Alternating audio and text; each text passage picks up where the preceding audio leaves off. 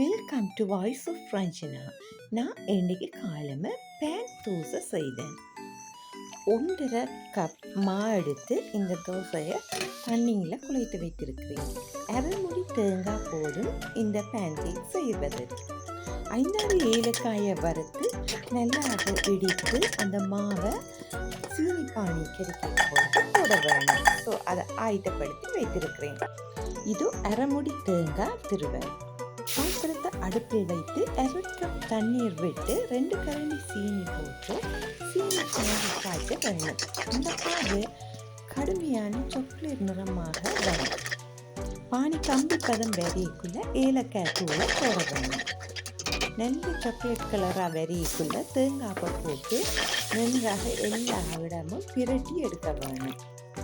இப்போ கரைத்து வைத்த மாவுக்கு மஞ்சளும் உப்பும் விட்டு தோசை பதத்துக்கு அந்த மாவை தயார் பண்ணுவாங்க.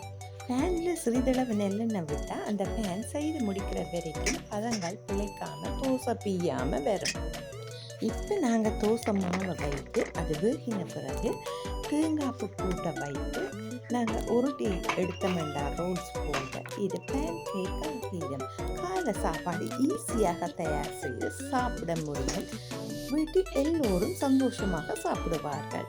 நீங்கள் காலையில் ஈஸி ரெசிபியை கையாண்டால் மிகவும் சுலபமாக சமையல் செய்யலாம்.